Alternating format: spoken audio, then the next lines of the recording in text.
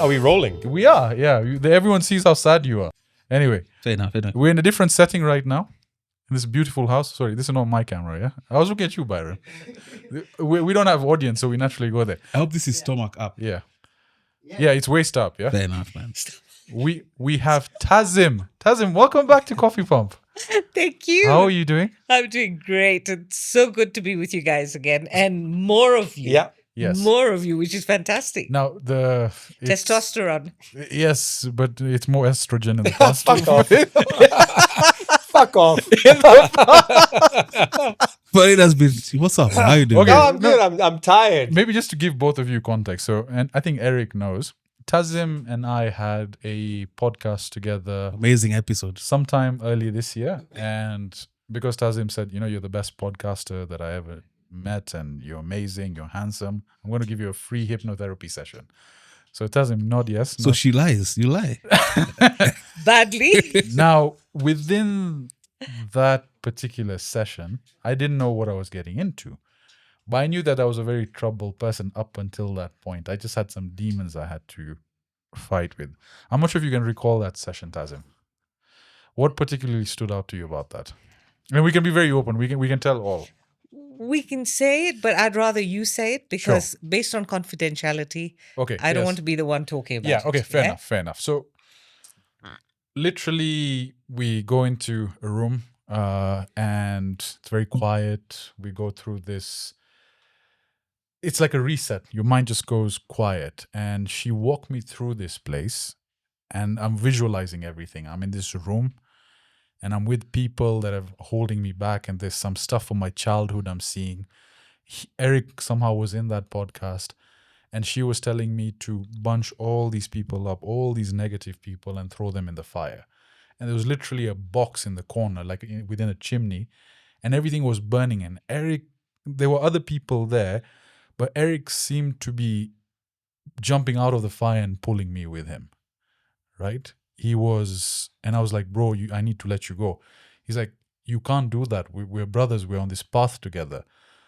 And I started tearing up. I think I cried during that session as well. And all these people I was trying to hold on to. And as much as he thinks it's estrogen filled, a week later I meet Eric. And what happens is we have this heart-to-heart and I tell him, what's going on with you? I think something's up. Because I went to this hypnotherapist and I saw these visions of you burning. I saw these visions of you and me being dragged down a path that there was no coming back from. What can I do to help you get away from that? And he is very convincing. Very convincing. Like, this guy can sell a sand to Arabs. He basically said, I'm okay. But what was happening in the back end was he was experiencing this moments of relapse, right? If we can put it that way. He was actually very conflicted. He was stepping onto a path that he had avoided for such a long time. And metaphorically, he was actually burning. And I think that shocked him quite a lot. Do you remember that night?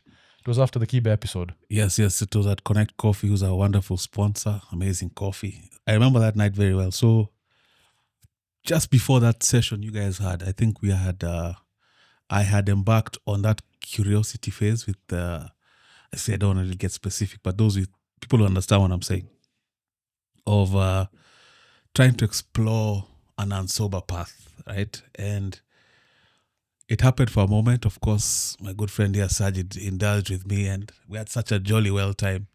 And of course, because he doesn't suffer from what I suffer, his was short-lived and his life continued, albeit with some after effects. There was some serious after effects. What I'll say is that was one of the best nights I've had in a long time. He opened up in a way that normally women do for me. But we had a moment, we bonded. But I was like, why does it need to be over? Why does it need to be over booze? Why does it need to be like, why do we have to sort of have this kind of thing? Yeah, so then shortly after, of course, now my journey had just begun. As his was ending, mine had just begun. As I'm sure maybe Farid from his past can tell you. So a lot of, I was fighting literally for my life back now. And I was fighting alone because I'm also fighting the secrecy part of it. My wife doesn't know. No one knows. Of course, as is the the thing that, of course, as is the nature of the thing I struggle with, is that I'm fighting for my life. I'm trying not to, of course, partake. No one knows. My wife doesn't know, because even what we did with him, my wife was out of the loop. So, of course, I'm managing to manage. Like, I'm showing up for whatever I need to show up for. So when he brought that up, of course, it was really scary. Like, because it was such a real reflection of what I was going through currently. But of course, I had to downplay it to him, because I didn't want him to also carry the burden as well. So I convinced him, as he said. I mean, I was like, I'm jolly well. And outwardly, of course, I looked very okay. Yeah. There were no outward signs, at least as of that time. Maybe even more scarier, reflecting on that personal journey we walked in. One of the things you told me was, I need to stop with the women. I need to, because the energy, the tethering, the this, the that. It was very hard. But you told me things would change. And hop, skip, and jump, and I got engaged. I met a woman that reconnected from my past. Similar to what you told me, is that the energy that will come around you will be very different, which was very weird. She appeared in my life again 1 month after our session. And next thing I know, I'm telling this guy, I'm getting engaged. And he's like, what? Wait, what the fuck? Like, are you losing something? What's going on? It was very weird. But I was convinced that this is the right person for me. And it was from that session as well. Monetarily as well, I think I stayed a bit more positive through the transition. No more panic attacks, no more those issues in presentation. I mean, I literally went, I have a talk tomorrow in front of like 160 people. I've been doing presentations. Normally, I'm my old self. I feel energetic. But I'm still not happy. But that's maybe another topic. Yeah. So thanks to you. So, I mean, there's a lot to unpack over here. Wow. Yeah. I had no idea this is what happened with you.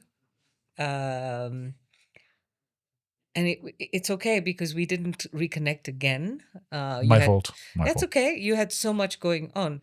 So I'm grateful that you're actually pinpointing the areas that we spoke about, the areas we cleared, and how it impacted you. And that's one session, which I generally, I've told you, I don't do for people. Yeah. It's a whole process.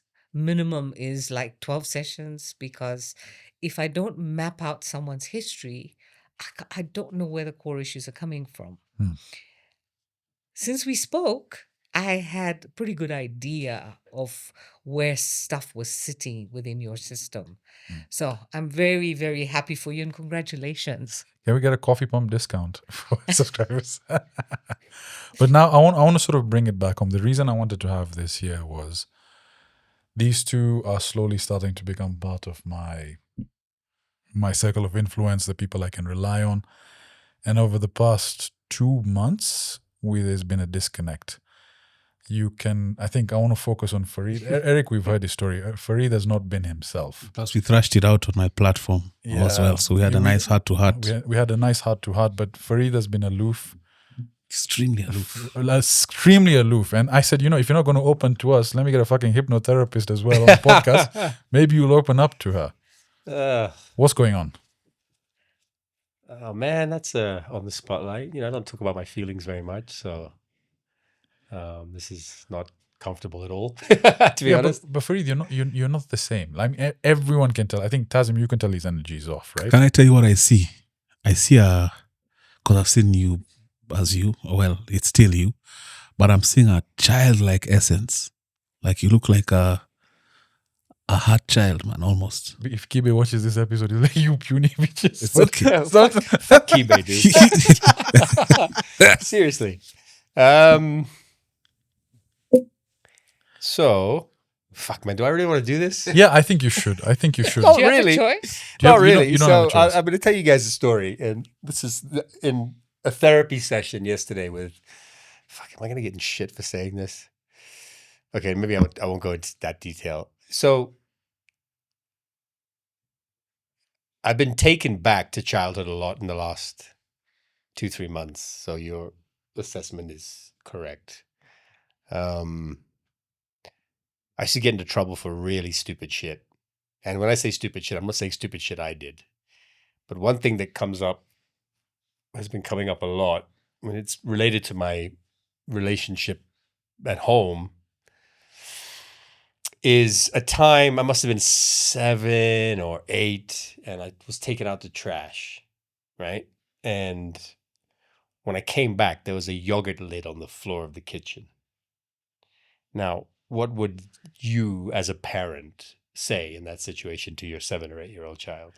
The fuck are you doing, you little shit? I'm sorry, I'm joking. Well, yeah, but you must have known my dad. Oh, okay. You would generally say, Oh, you forgot pick it up, a small. clean the floor. Yeah.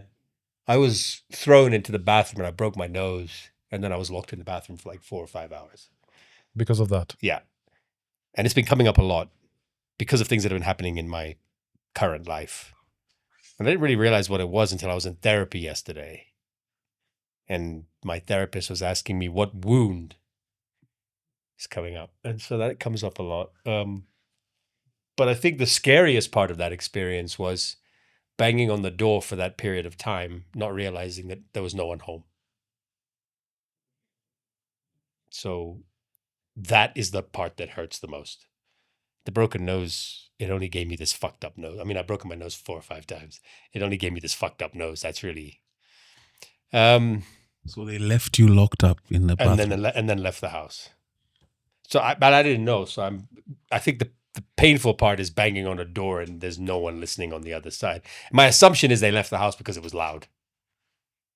You know what I mean? That's my assumption. And that's one of many situations like this, which I'm not going to go into now because I have a therapist for that. So when I get told that the cup, instead of it being here, it should be here, I go back. But I didn't realize. So my reactions are shouting and screaming. It's like that kid in the bathroom. And I think I buried this for long enough, you know? Or maybe you can help here, Tazim. Maybe the feeling that you're over it is what cheats you into thinking that you're fine, I guess. Yeah. Right? Like, okay, that's something I've dealt with. And I hadn't thought about that for 35, maybe 40 years, to be honest. Did you ever find yourself making excuses for them, like now as an adult and being like, like now I'm old, I kind of get it. Probably they're just pissed off. Yeah, even though I would never do that to my kids. Yeah. Like, there is no way I would approach that situation like that.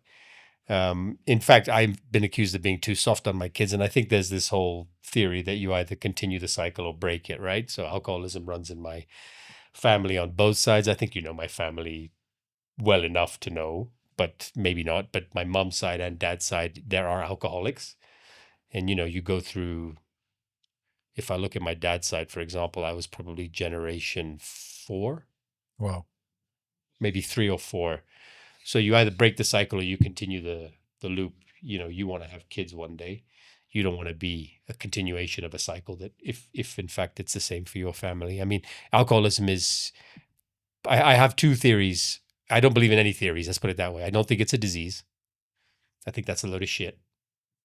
I watched my mom die of cancer. She didn't pick up a glass of cancer every day and make that choice. That's a disease. I think that Alcoholics Anonymous makes you believe it's a disease so you can have something to blame. It's bullshit. Sorry, I'm calling out AA for that. I think that calling yourself an alcoholic for the rest of your life is also a load of shit. That's why I don't do AA. Yeah, I think you can live a life 1 year, 10 years, 20 years down the road and say, I'm no longer an alcoholic or a drug addict. I am certainly not a drug addict anymore. Yeah. Am I an alcoholic? Probably still. I've got a bit more work to do. Not that I drink now, but I have a lot of urges to drink. Propensity. Yeah. So, but I'm not I could tell you confidently, I am not a drug addict anymore. So you cannot tell me that I have to go to an NA meeting and say, my name is Fareed and I'm a drug addict and an alcoholic. That's fucking ridiculous. 1990. But yeah, but breaking the cycle, going back to this situation, part of me also started to question if it actually happened in the past, this situation. And then my therapist asked me a few weeks ago, she said, do you remember your childhood bedroom? I don't remember any of my houses as a child. None. Zero. I don't remember the homes I lived in, which is crazy. Like till what age? Like 5 and yeah. below, 4 and below, 7 and below. No, but I can remember spasms of it. You know, I can see a veranda. I can see a couch. I can see the view outside a lot of the homes. But I don't remember details about any of my homes growing up, that is an absolute sign of trauma, right? And PTSD. Like if you are blocking that shit out, which is supposed to be the safest place you've been or in your life, what is the definition of safety? Who should provide you with safety? If you don't mind me asking, was your relationship with your dad strained? Very. I only went to his grave after 20 years, about 2 years, a year and a half ago for the first time. Do you have siblings? I have one Older, younger? older sister. Tazim, what's your opinion on that? So, firstly, I'm taken aback. So, thank you for sharing. Yeah. I actually I don't think we know each other well enough for me to have known the background. I know of your family, but I don't know your family. And what you've just shared is shocking, Mm. and it's and I'm sorry you had to go through that. I'm really sorry you had to go through that, but that doesn't change the fact that you went through it. Mm. And what's coming to me as what was coming to me as you were speaking is that, you know, these are things that don't make sense. They don't make sense. Why would anyone do that to a child? Anyone doing that to a child depicts their state of mind when they were doing that. And can you imagine their state of mind doing that to a child? It must have been so dysfunctional and so distorted because it doesn't make sense, Mm. right? How was your relationship with your mum? Was it the It same? was very good. But I- did she have addictions as well? No, I just don't think she had control. Okay, so she was the helpless Yeah, I think so. and probably the victim in this, which is the way it works, right? Perpetrator, victim. And then the child watching doesn't know which behavior is acceptable or is normal, because we normalize a lot of this shit. And through that helplessness as a child and that confusion, because children feel confused while they're observing this kind of stuff.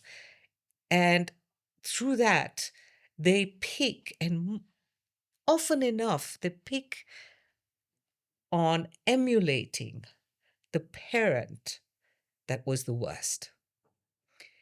And it doesn't make sense. Why would a child do that?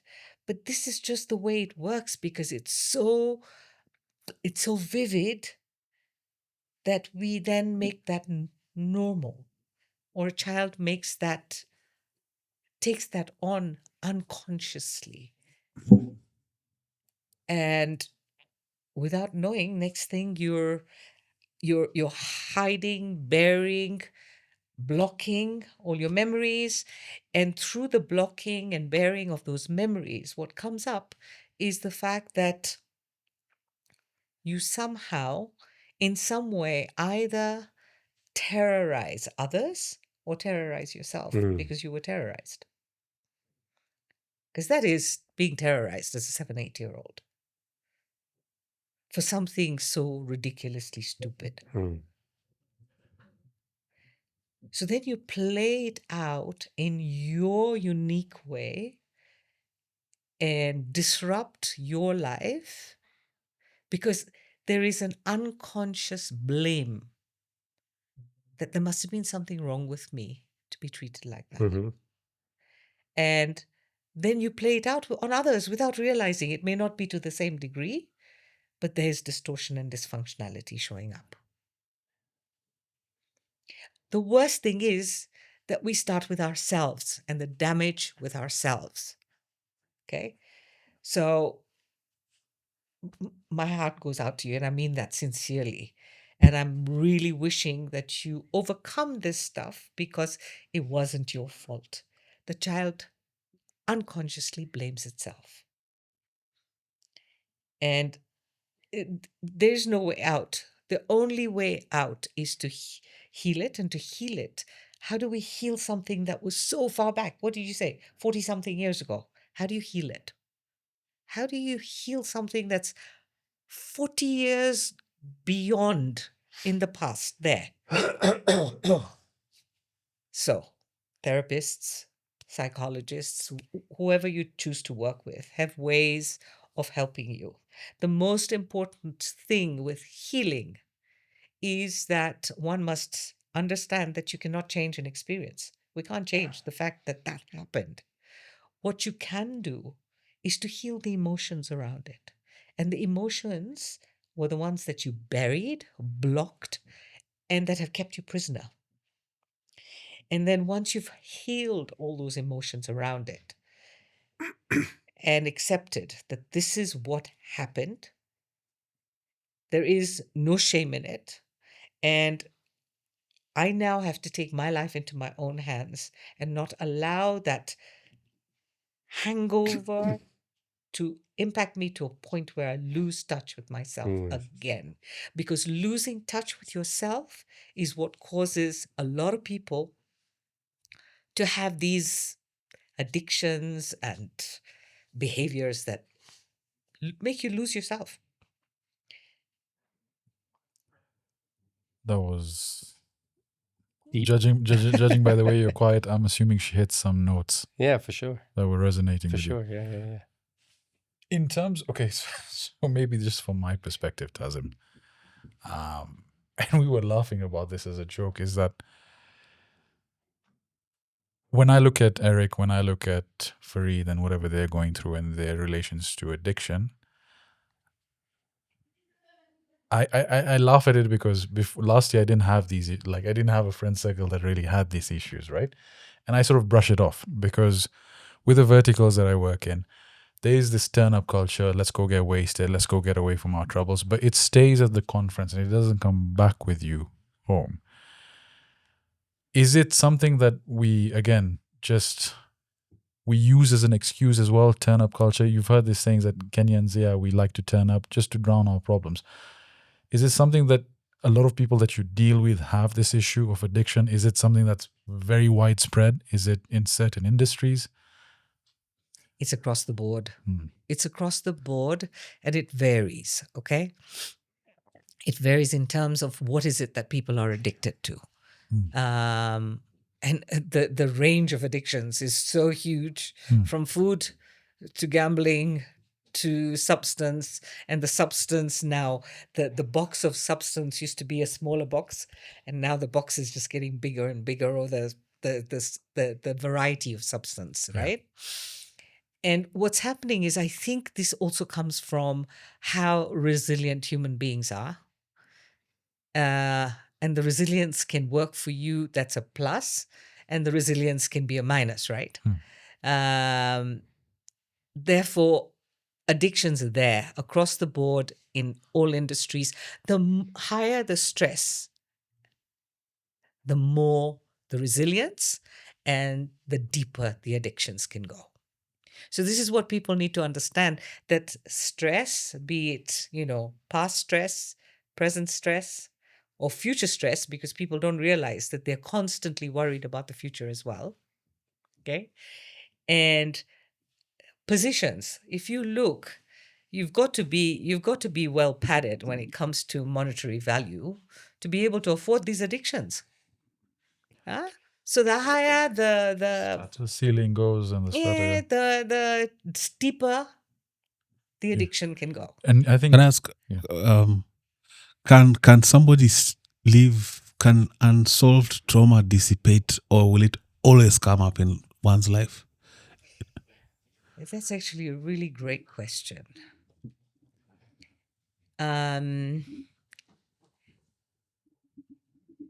I'll backtrack a little bit. What is trauma?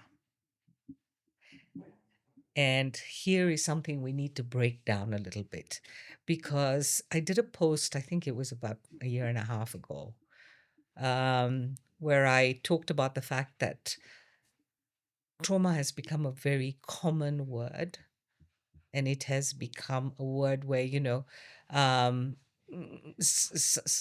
the tiniest thing now is called trauma. I was in traffic. Trauma. Yes, and that was traumatic. And then people There we need go. to take fucking mental health days from work. Like what the fuck is that? Well, if There it we adds on, go. if it adds on to my 21 days of leave, Yeah, but you knew Phil Matthews, right? Yeah. I cannot imagine telling Phil Matthews I needed a mental health day off. Like, truthfully.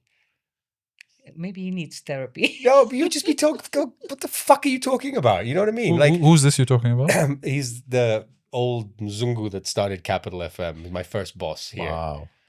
I mean, I can tell you there were times when I was like, as a man, fighting tears with his approach to training. And But doesn't that, in the same vein, link to 23 years of addiction? Like, don't you see maybe there's a correlation of with... course, It's all and course. that if that guy was like that, there was a replica of your father showing up. yeah, he was very much like my dad. There we go. Yeah. That's what happens. We replicate situations. Yeah, but just going back to the fact that I can imagine, Yeah, exactly. sending Phil an email saying I need a mental health day. Yeah, it's like, let me out of the bathroom. Even with Literally. even Can you with, see that?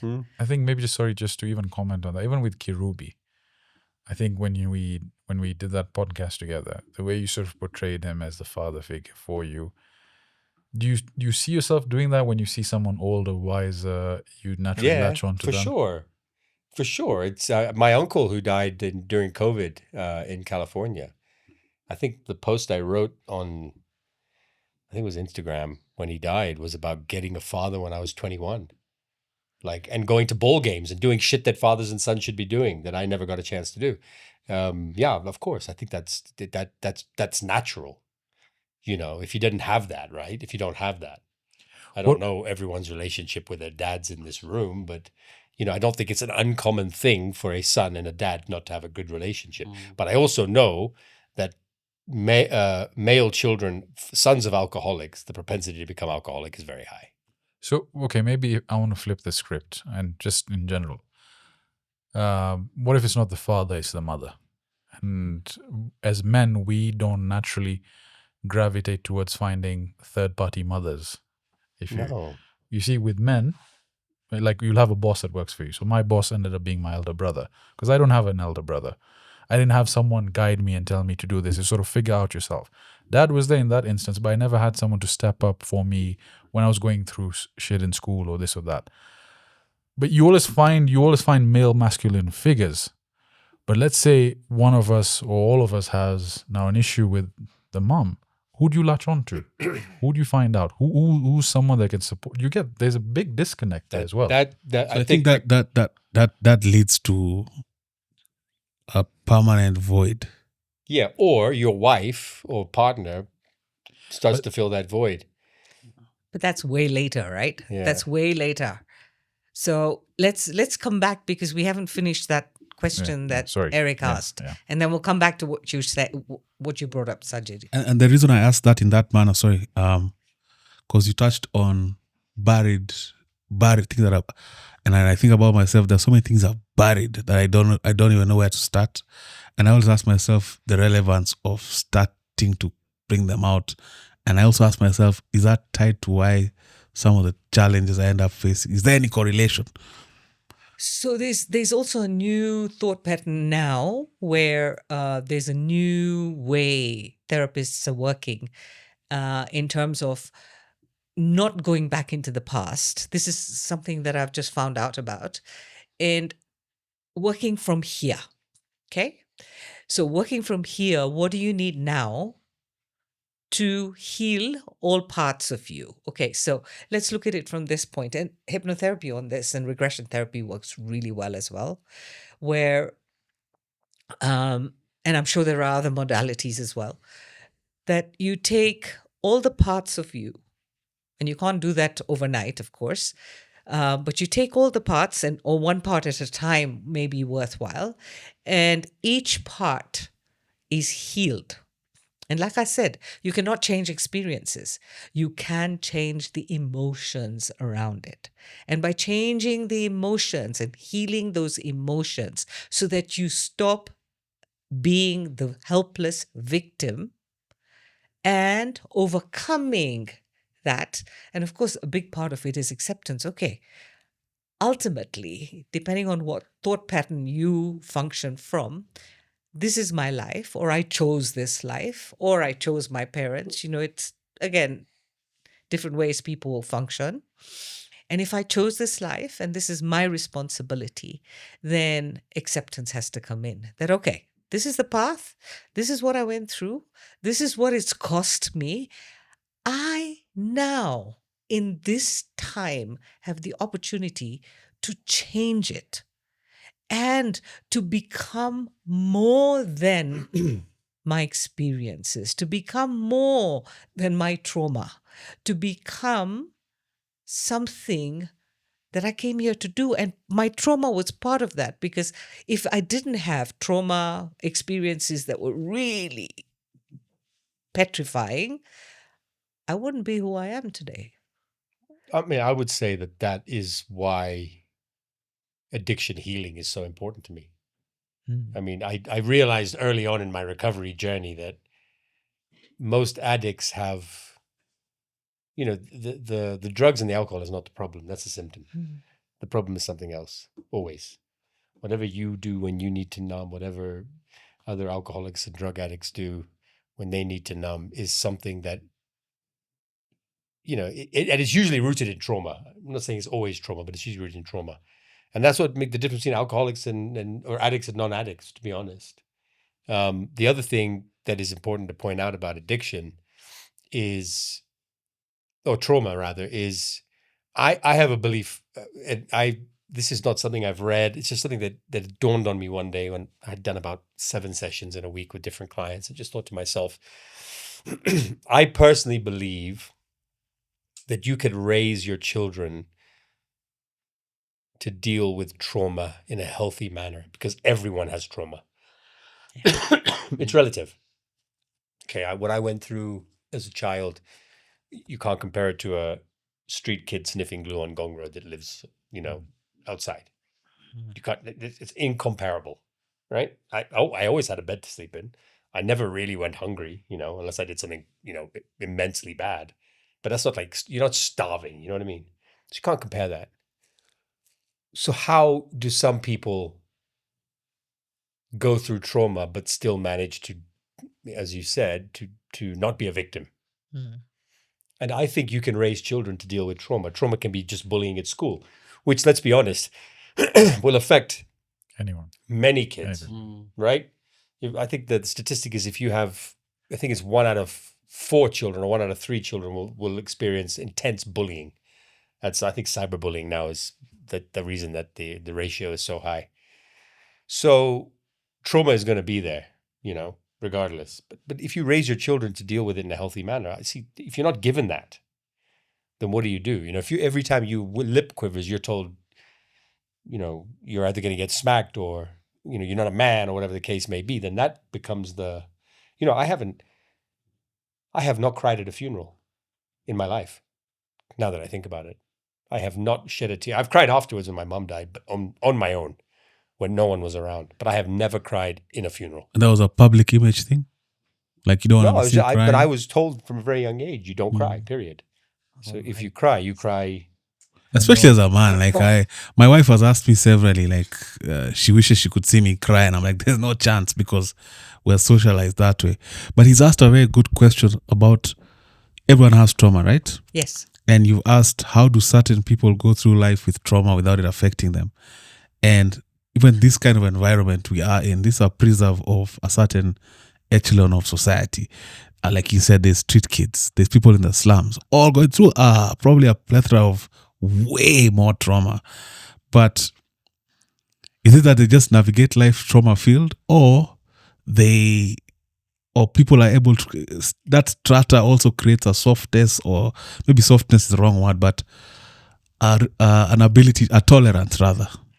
So let's look at it from this viewpoint. We can't talk about 8 billion people that are on this planet. It's impossible. We can't compare. The fact that we have generational trauma, the fact that we have generational baggage, okay, is something we have to take into context here. each person is so unique. So how come some people are able to deal better than others? Mm. Okay. How come? So I'll just go into my story a little bit, not because I like to talk about myself, but in this case, it's relevant to the context we're in. So my mother left when I was 3 years old, and my father was never there. He was traveling all the time. And I ended up in so many scenarios, some with extended family. So I think 3 to 6 or something, I was with extended family. And then I was put into homes of strangers to be taken care of. Okay. And none of this stuff made sense to me. I was small. I didn't understand. There was violence. And violence seems to be another thread in, we talk about addiction, but let me tell you, there are violence that's in our DNA on this planet is ridiculous, right? We don't talk about that enough. And then what did I decide? I decided I am going to make it different. I had no clue what that meant. I just thought, wow, I have this idea and I'm going to make it happen. Gosh, wasn't I in for a big surprise? Because how one imagines what they're capable of doing to change these patterns and how it ends up hitting you in the face is shocking. Okay. So I said, okay, I want to change all these programs. So I don't want to marry into the religion I was born into. I don't want to marry into the race I was born into. I don't want to marry into the community I was born into. I don't want to marry into this narrow lane. I want to open it up. And that's what I did. And I thought that's going to give me options to look and see life from a different perspective. So I married a man who's of mixed blood. I came out of that lane. I mean, talk about rebel. Yes, I was 18. I couldn't even wipe my Married behind. at 18? Going on 19, yes. Was your family like Mwindi, they see Indian culture? Ismailis. Ismaili. Oh. We've got two yeah, on one side of the two on one road. side of Yeah. They must have loved that. As you can imagine. Were you ostracized? I don't know and I don't care. So, like, were you shunned or you just... I pulled out. Okay. So, of course, I mean, I remember going for dinner at some restaurant and I saw a group of Ismailis. And then I went to say hello to this Italian lady I knew. And then I came back to sit with the people I was sitting with. And the whole time they were looking at me and you could hear them talking. And this is now 11 years into the time I left. So this is just that was part of the behavior I couldn't stand anyway. The gossip and the backbiting and all of that stuff. It's a relatively small community. Small enough to know who's doing what, We also how. like to stay pure. But to be fair, Ismailis, I've met both extremes. I've never met anyone in the middle. You're either very religious or you're a wine drinker. Or you just fucking hate the faith completely. Yeah. Oh, you're unplugged. Yeah, so I'm unplugged. But today I'm unplugged in a different way to how I unplugged, 50 years ago, 40 years ago. So right? How did the marriage play out? Sorry, yeah. Okay, who's asking me? No, we since it's Kenya, we go with a black guy. How did the marriage Those play get out? called racist. I get that a lot, guys, but they put in the comments. Do you guys go through this? Fine. Let them windy start. This is a windy It's on a very podcast. light Go, note. go, Eric. How did what panned out with the marriage situation? Of course, I had no clue. I had no clue what I was getting into. 19 is young. 18 when I started and 19 when I got. I had no clue. I had no 19 clue when you about had... Natasha. Really? Yeah, I was 19. 19. I was 19 when I had my first daughter and 21 when I had the second one. I had no clue. I didn't know about addictions. I didn't know about cultural differences. I didn't know about religious differences. I had no clue. I was just coming from a very innocent, naive place. Jinga, kabisa. Okay? Didn't life wake me up properly? How old was your husband, if I may? He's 6 years older than me. So I got slapped properly. Was he around? Yeah. Slapped properly. What do you mean slap? He used to beat you Of course. physically. Oh, literally. Of course. Your husband, My ex, yes. is he still alive? Of course. You want to go find him? I'll tell you where. 3 of us. We'll do a podcast with him. Seriously, there was so You much hit my violence hypnotherapist? based on addiction. Again, alcohol addiction. He was also addicted to alcohol. Yeah, and he would probably deny it. I mean, most alcoholics don't know they're alcoholics, dude. And most people say that No, I know I am. violence is normalized. Wow. So coming from that place, the fact that I had to build my inner muscle as a child is what kept me going, because I could have so easily dived into addictions. That's crazy. I smoked. Yes, I smoked, and then I gave up many years later. But I somehow knew that if I let myself do that, I'd be screwed forever, especially as a woman. The stigma is way worse. Way, way worse. And I had people around me, women and men, who were completely out of their nuts. Okay? So bringing it to this situation, I think it's important to understand the times we're living in. And these times we're living in, what are these times? So if we go into the oldest Vedic texts, we're living in what is called Kali Yuga. Kali Yuga is the darkest, densest time within. It's like an era, okay? So they're like 4 eras. And Kali Yuga is the time where morality is in the toilet. Greed, money, monetary, all of this stuff trumps, okay?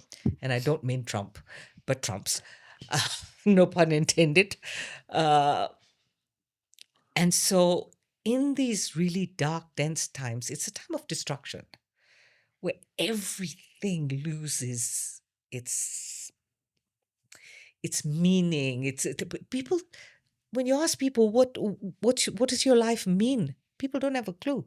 Everybody wants to make money and drive a bigger car and live in a bigger house and all of that stuff, and there's nothing wrong with that.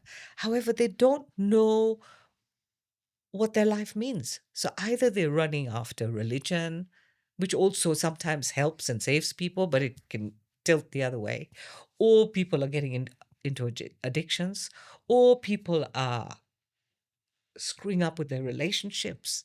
There's so many different scenarios. And right? these are all like numbing agents, even religion. All. So the reality of these times is people have the opportunity to decide. I don't know if life has any meaning. I don't know what's going to happen when I drop dead. Not even Jesus came back and told us, did he? So-called story, right? So is there any meaning to life? We talked about this in the last session. No, we got to put meaning into our lives. However, before we put meaning into our lives is to understand what does it take to put meaning into our lives. And to take that responsibility that this is my life. I've been given this physical form, or I have chosen this physical form to come here and experience. And as I experience, what kind of experience do I want to have? Because whatever I've had up to now is so screwed up that I don't want a repetition of that. And what do I need to do to clean that up? So, mother, father wounds, the entire planet has them, right? Money wounds are there. Family wounds are there. Okay. Racial wounds, oh my goodness, let's not even go there. So you have so many from. Yeah, seriously, Right? guys. Then we talk about tribal wounds. Then we talk about gender wounds. Oh my goodness, the list is unending, as you can see. What is the responsibility of each person? Clean up your shit, because you do need to clean it up. Okay? So go for therapy. There's so many great therapists, okay? Go do your work, do your inner work, clean up your stuff, and take responsibility, because every time you lose your responsibility, you will sink again. You will relapse again. because your story is your story. Mm. And until you change that story, your relapse is waiting for the next corner. Do you experience or do you see a social turn? Because we're primarily men here, and there's a huge stigma around men and therapy. Even us guys being vulnerable here, there are people who look at it like I'm expecting the comments to be lambistic. Yeah, lambistic Is a word that's used in Puny. yeah. Yes, and The Three Musketeers. Oh, is that what you guys are? Wow. Okay. Are we? What I'd like to know is who does who. so I just watch. have you seen It's Kiki.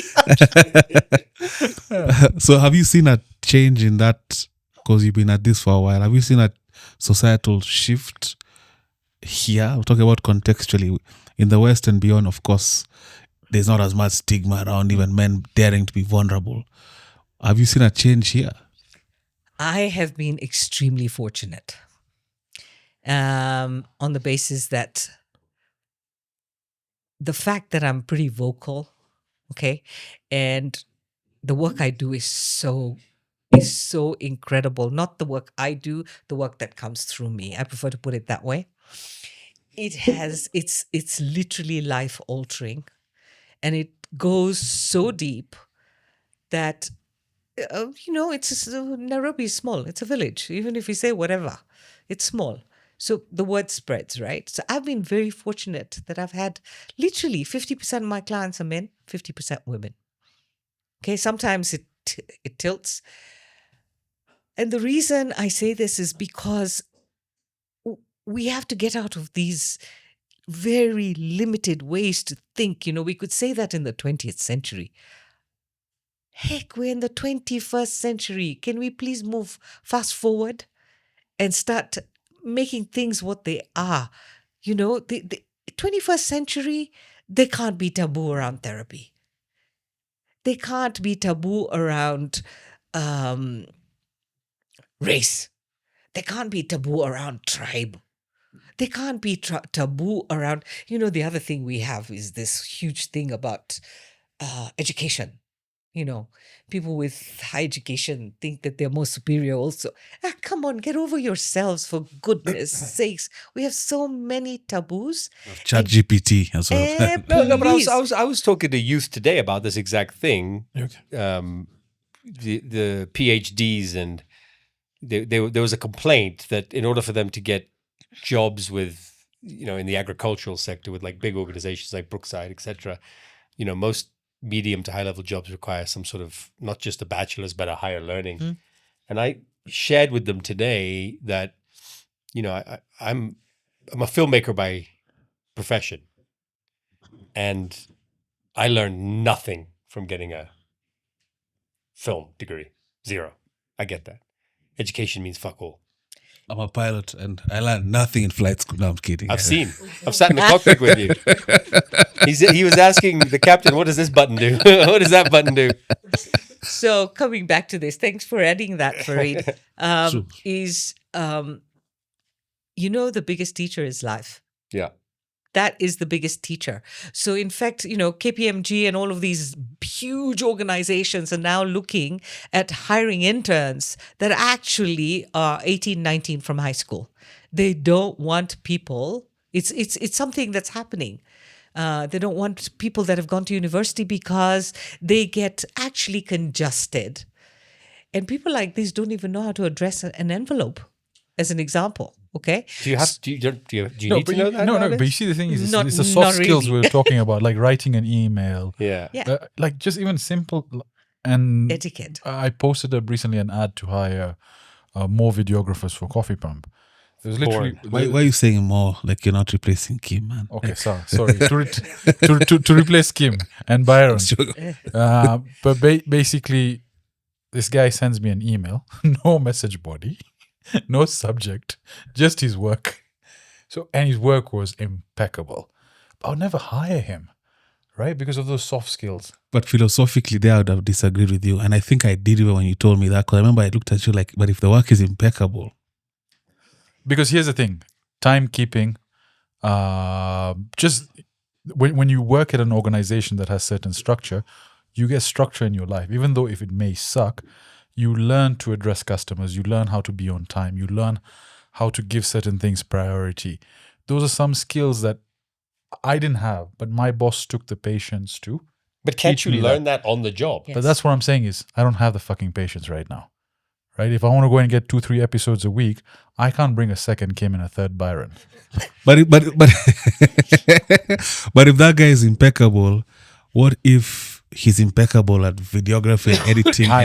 We'll but bring his him on. emails are You trash. three teach him. No, but his Okay, emails so- are trash. Tazim, sorry. I have What about him shadowing Kim and Byron? That would then be they'll all be late. that would be the biggest mistake of his fucking life. But also Shadowing. context. Not being in front. Context matters. I look at, for example, of course, I have to correspond with my company via email, and the emails from HR versus my emails in response, even the layout are so different. My verbiage is correct, but I don't. There's a way their emails look that I don't have the time, or I don't even know how to Most make of the it clear. responses But are, Eric, go fuck Eric, yourself. that's why and if you translate it to podcast, that's why you are good at the But podcast. but you see, they hired me to fly. You get? They hired me to fly. They didn't hire me to have nice emails. Right, look at this. You look at the way we do the descriptions in the podcast, the timestamps, the titles, the Instagram posts, tagging Spotify, tagging all this. Right? That took time to do. That stuff I still do personally. So the guy that comes in has to know these things ahead of time, right? Because if I'm looking at making the team grow stronger, I would rather, if someone's editing skills are subpar, but they have the soft skills, editing can always improve. Where Vish was 2-3 years ago, they've naturally propelled by just doing. So by How shit were they 2-3 years ago? this is the improved version. But anyway, sorry. I think we got sidetracked. There was a question I had initially for Tazim about maternal, about mums, Yes. finding that. Let's come back to Let's that. come back to that. Because a lot of young men, again, mothers are not there, living with their grandmothers, mothers have never been there, and maybe it's a competitive environment at home. And up until you get a wife that you sort of latch on to as your mother, you're very lost, right? And sometimes maybe in a decision to find that love, to find that woman to take care of you, that's the wrong decision getting into a marriage, right? Where you're just finding a teat to suckle on. I know you have a joke just lined up over there. But I have to exit this set. How do we do that? What do you mean? I have a meeting at 5:30 in Westlands, bro, and the traffic was already shit. Let Tazim answer this question. Okay. And then Okay. Yeah. I was really umming and ahhing about if I was going to share. Anyway, that shit. Farid has to leave because he now works for Ruto, as you guys know. Don't So say he has that, he has a meeting in about an hour and a half with Itumbi. That is Itumbi, to discuss how Kenya is going to become a first world country in the next 4.5 Please months. take this out of the podcast. this is staying in. In 4.5 months. Matter of fact, put Ruto saying exactly how long we're going to become a first world economy. Plan.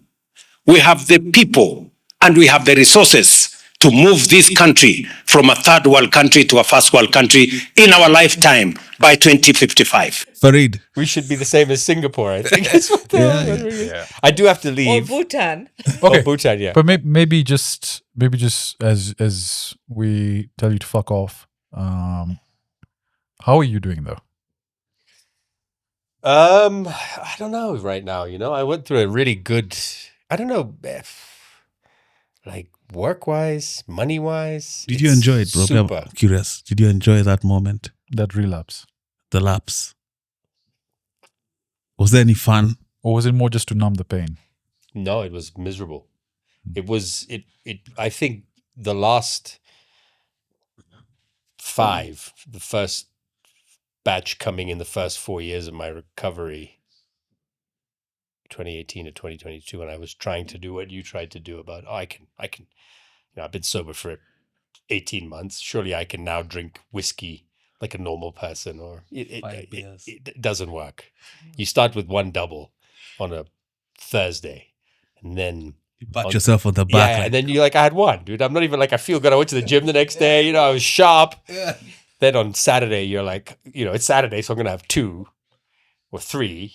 And then all of a sudden, the following Thursday, you've downed half a bottle, or the following Tuesday, and that's the cycle for alcoholics. That's the cycle for an addict. You think you've got it under control, and you don't. You and I have had this conversation many times, both on podcast and in person. They're not enjoyable. I can relate, man. And Trust me. then the sip comes with every sip comes with some element of guilt and shame, because you're not supposed to be doing it. Yes, that takes the fun out, and then immediately once people realize it's happening, the noise from Sajid, like, you guys are fucking up. Well, it's not From even, my wife. That's just love, dude. That's all. Of course, but it's interfering with your drinking, with the drinking.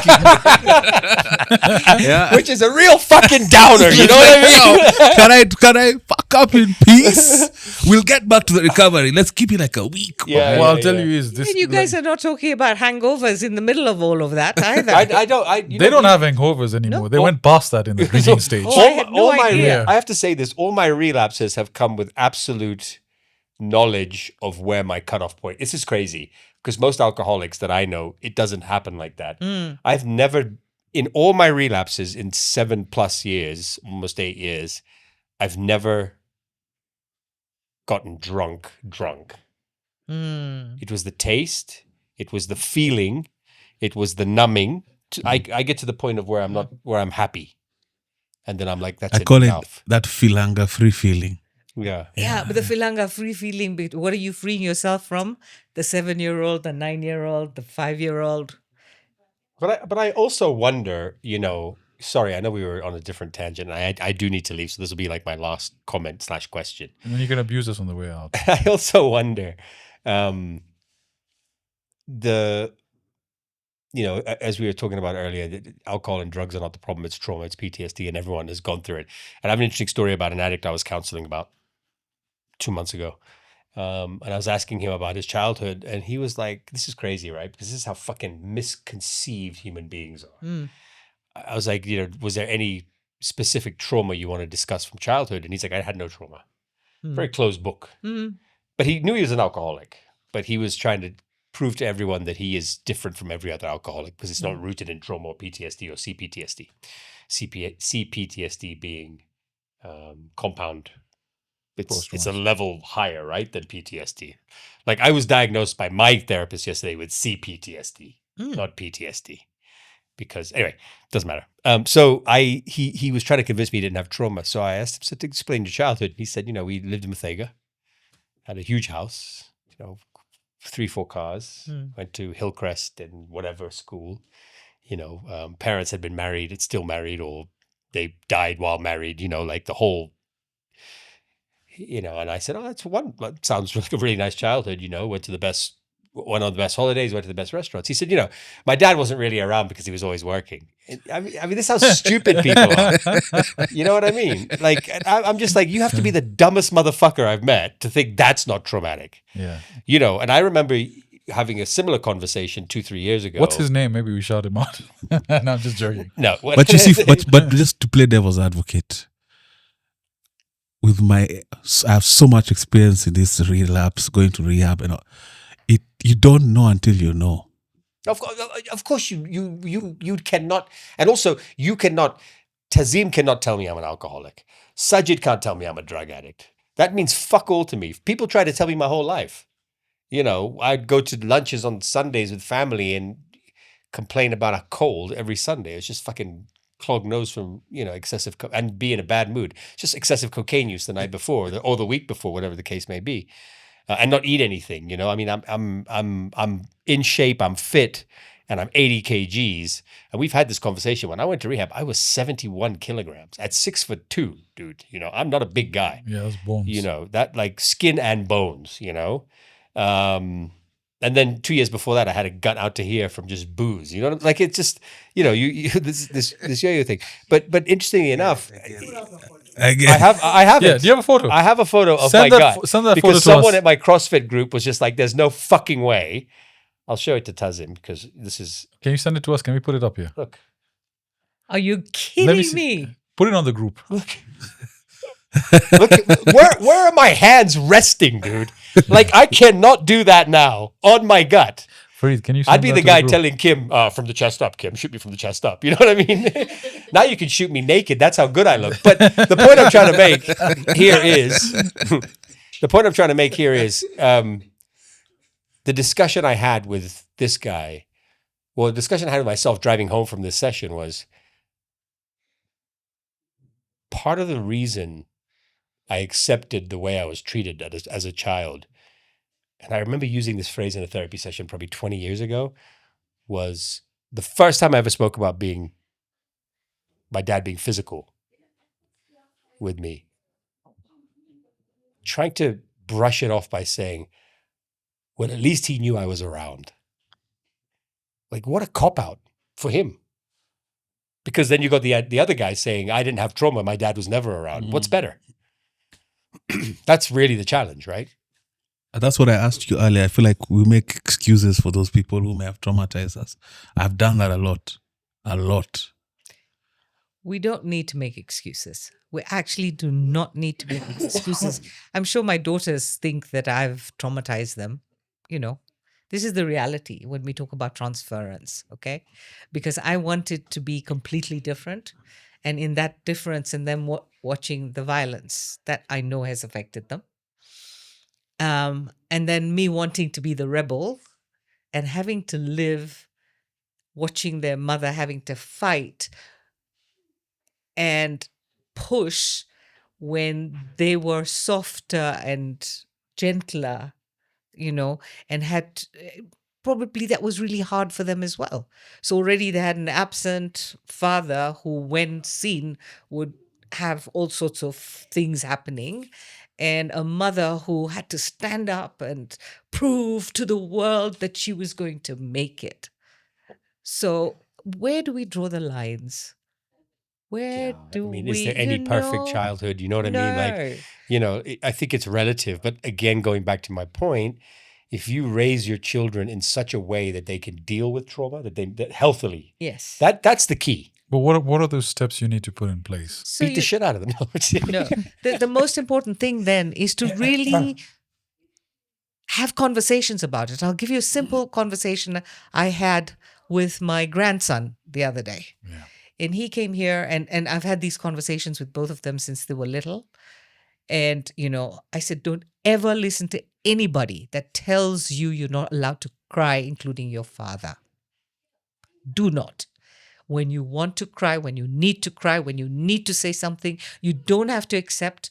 If I say something and you don't like it, you don't have to accept it. We can have a conversation about it.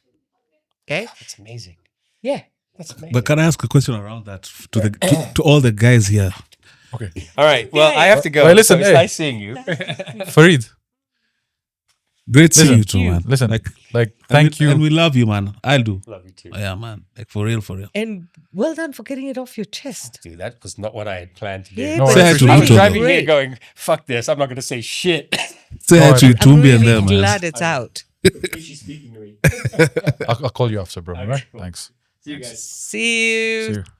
Tazim, the question we had was about maternal support, right? Where for most people that maybe their father wasn't there present, you end up finding through social circles, through corporate structures, maybe you find an elder brother or a boss that turns out to a father figure.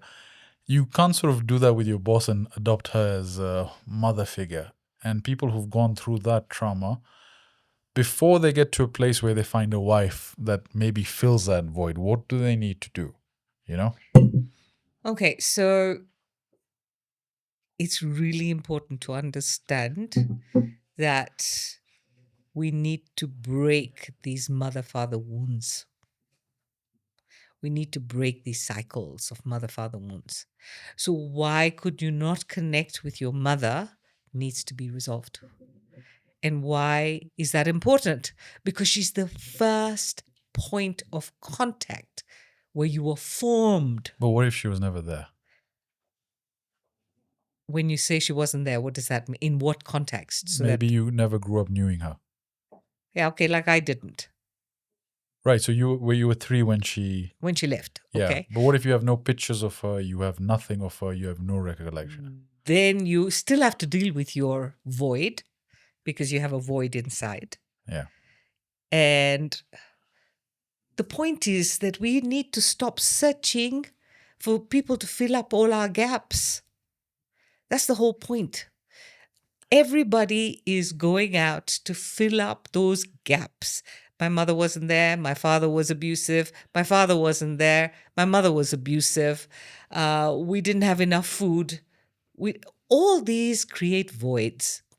And what we're doing is we're trying to fill up those voids and those, spaces that are hurtful. Not only void, but they're filled. They're actually not voids. They are, pussy spaces. They are oozing. Yeah. Because if they were voids, they would be empty. But these ones are filled with hurtful, painful emotions. And what we're trying to do is we're trying to soothe that and put a balm. And the balm can be any addiction or even going to look for someone that can fill that space, right? And so the point is, what has happened is we've gone from understanding that we are actually programmed. This technology of a human comes with the package of understanding that everything you need is here. It's within. But we've completely disconnected from that, and that we're constantly looking outside Externally, yeah. to fill up things inside. No, we've got to take our stuff, which is all distorted and dysfunctional, and we need to heal that. And then we need to know that the healthiest relationship is when we are done and then we bring someone into our life, not that I'm looking for my other half. That's the stupidest thing anybody can say. Because as soon as you're looking for your other half, it's not going to work. As soon as you're going to go and start addictions or, overwork or over gym, there's those people who do 5 hours of gym or 3 hours of gym a day. And I'm like, you're I going used to to be end. like that at one Yeah. point, yeah. So anything that is over the top, Extreme. any extreme, is you just using that as a balm. Whereas you need to heal what's festering inside. Yeah. So no contact with mother. It's really sad. It's horrible, actually, if you think about it, because that's where you grew the first 9 months in your mother's belly. And if she left you and went, or she died, there are scenarios. And those scenarios, we have to come to terms with it. We have to understand what we lost out on.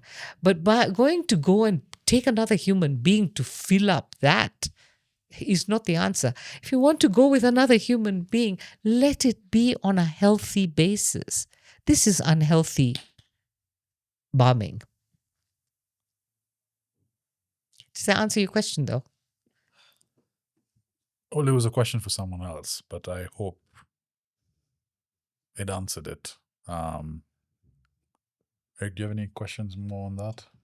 I think no, on that specifically. No, I mean, just, maybe on that specifically, but I have another question more related to hypnotherapy, but you can go first if you have something to say. No, on that specifically, I have no questions. Okay, sure. And about that, Yeah. what is it that you think you heard, but all of a sudden it comes back? Like you think you healed, you forgive your mom or your parents, but when they talk to you or someone else tells them you need to go here and here. Why don't you talk in a mic so it's recorded, right? I think he captures it via this mic over Okay, there. Yeah, okay, yeah. okay. Okay. You start, you literally get angry. Yes, you're triggered. You're triggered. What you're talking about is triggers. So the thing is, when you say you've healed, how do you know you've healed? I'm happy with them. It can't be. That's If you haven't dealt with it and you've just carried on and buried it, and then they say something and you get triggered. It's not healed. So it's delusional, sorry, that you think you're healed. It's really delusional. A lot of people are walking around like that saying, Very much. my past is my past and I don't care and I'm over it. And now I'm going to get on and do what I want to do. And then they get into a relationship or they get triggered every time they go near the parent, or the parent can say something way out and it triggers you. Triggers are always from the past. You can't get triggered now. Now, if you're present, then you can be, you can be a little bit more aware and say, okay, is this about me? Is this about that person? But if you're getting triggered, that means you have unresolved issues. And you might be telling yourself you're healed, but you're not. Does that answer your question? Yeah, it does. Because you haven't dealt with it.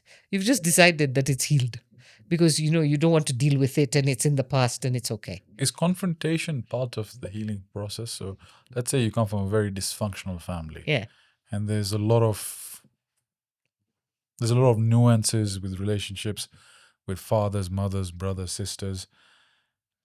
Rather than speaking to a therapist about it, or maybe you start with that, and let's say you had a father that was never present, or you had a mother that just never encouraged you.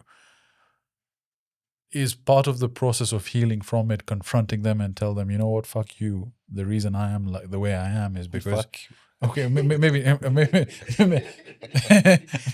maybe not in that way, but is that part of the process where you go and confront them and tell them you are the reason I turned out like this, but you know what? I'm forgiving you. You're off the hook. I am so much greater and better than you. I have the right to forgive you. People have to stop this nonsense. So we don't tell them that. Okay, we have to stop this nonsense because we've forgotten that without our parents we wouldn't exist.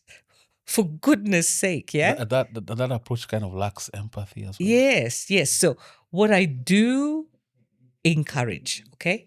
So first of all, you need to do your own stuff because your parents are carrying their own unresolved stuff. And most people in their 50s and 60s don't want to go to therapy. When I get people coming in their 50s and 60s, even 70s for therapy, I really salute them because they're willing to do the work even after all those decades, right? So what I encourage people to do is once they've done their own healing, is to be able not to confront, because actually, yes, even we can use the word confront, is to confront their parents in an empathetical, compassionate way and say, I'd just like to share. I hope, it doesn't upset you, or I'd like to share, and please, this is about me, So I want to share, and you won't believe it. First of all, the work we do already changes their relationships between mother and father. It's incredible, okay? And then secondly, what happens is that they're able to speak openly, which they never did, and to say, but this is how this made me feel and how that made me feel. Not to go into too much detail again, because you can't change it, right? But to be able to just have conversations with the parents without blame and shame. Is there something to be said? Because I'm trying to juxtaposition that in like my family setting, and it's unimaginable, even in the most objective times. Is there something to be said about also doing the work yourself? Yeah. In terms of working on self, healing those things that bother you, and also reconciling, especially because there is a reality to the idea that some people will never change or are set in their ways. And also for me to be able to just live my life free. Yes. Yeah, I think that's an approach I have kind of chosen to take. It's only before what I hadn't done was get to the crux of my own healing. So I used to bandage a lot. Yeah. But I've on the flip side now, on the other side of the people who I feel may have been also part of my trauma, I've kind of reconciled that we're not going to have a session, a living room session where everyone comes and says, you know, when I was 17, and then, you know what, you're right, you know. I've kind of reconciled that's never going to happen. Even in terms of, I once proposed that kind of forum, and it's such a foreign concept. So the older I get, and of course also with age and time passing, I think I need to just work on my side of things, have empathy, and try and live free of those traumas. Yeah. And then while still loving these people. Because like before we started shooting, you said something I really liked, and it's so interesting. I was talking about that with my wife, about because she has a school of thought of, you know, at some point, you know, you can cut people off. I'm like, I don't want to cut off these people who are in a many ways responsible for even my successes. I can't cut them off, you know. So yeah, I think I finished my thought. Actually, what you've said is really important. And it goes back to our discussion a little earlier. We have to take responsibility for ourselves. Ultimately, the only person that you are living with is yourself. You're with yourself 24/7. So do your own work and do whatever you can to make things as healthy as you can outside. You can't change anyone, not your parents, not your kids, not your partner. You can't change anybody. Okay. And sometimes people do need to be cut off. It's okay. It's not the end of the world because they don't get it. They're not at the same frequency as you. There's no commonality, and you don't need to carry those people anymore, be it family, be it friends. You know how people, this always surprises me about us Kenyans. I don't know if it happens everywhere else, but how people went to school together since they were in primary, nursery, high school, and then they think that they're obligated to stay in touch with all of these people because they were in school together. I used to do that. I used to have Captain Saviour. I used to have historical friends. So how some of my unhealed things have manifested because of how I've ended up trying to project what I wanted to feel on people. Love, care, down to the smallest nuances, like if you're in my house, feel free, you know. Don't feel like you don't want, if you don't get something from the fridge. And those are just things that I went through as a kid that I always felt like I don't ever anyone to ever feel like the way I used to feel. You know? Maybe an observation. I think he does that a lot. He compliments people. He praises them. He puts them on a pedestal. He shows you that, yes, you know, you can do it. But he doesn't get it himself. And maybe he doesn't get it himself from the right places. So he's a people pleaser. Definitely. An approval seeker. And the thing is, he's kept people close that are detrimental to him.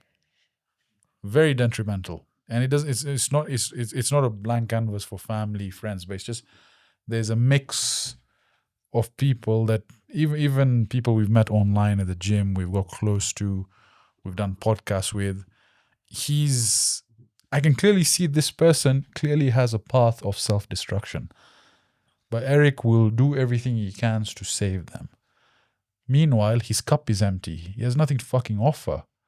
All right? Because he's not receiving that same praise. So he's even spiraling out of control. He's stressed out at work. And as a friend, that's what you want. You want a friend who always has your back. But it's a give and take as well. Yeah. You know?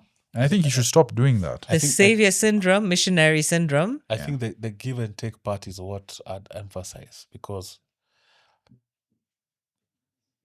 yes, there's a truth to be said about sometimes I overstep or rather overextend myself. But more importantly is the idea of give and take. Because I've done a lot of give. Yeah. You don't know how to take. You don't know how to receive. It's not in him. And I have a lot of I do know how to receive. I have a lot of energy vampires. I know that's a term that's contemporary, but I have a lot of people who, when I had to take a step back and examine what these relationships are, I'd say a lot of them are like acquaintances, but I give so much of myself to them, and I don't receive anything from them, be it even counsel, be it even anything. So what is the basis of some of these relationships? I wonder, because I end up then drained or with less to give or less to give to myself. So that's something now I'm actively in the process of slowly just tapering things off with certain people. So for someone like you, if you came to therapy with me, I'd say to you, for 1 month, we start with 1 month, don't contact anybody. Start seeing who contacts you. And if the ones who contact you are contacting you because they're asking for something, I said, fuck off. start saying no. So you don't have Sorry. boundaries. You see, boundaries. My wife says that. She's Your like, boundaries. She's like, your boundaries, Eric. Where are your boundaries? It's Well, true. how long have you been married? 3 years. You're lucky she's still with you. Seriously. Extremely, yeah. No, seriously, because really, with all these things, it's affecting her as well, you know. Do you have kids? No, not yet. Okay, so you need to clean up your boat before you have any kids because there'll be transference. Oh, So this is what I say to people. When they come to me and they're young parents or parents to be, I say to them, clean up your boat because otherwise the transference will be, that means you're screwing up the next generation before you even start. Mm. Okay? So if you don't have boundaries, your kid doesn't need to be told. It can see whether it's a boy or girl. Okay? If you have addictions, your kid can see. So that's where you came from. Mm. So if you don't start changing that narrative, you're already screwing up the next generation. And if nothing else, you don't have the right to do that. In that case, don't have children. Because that's another question I ask people. Why do you want children? Why? We have an overpopulated world? Are you antinatalist? Not at all.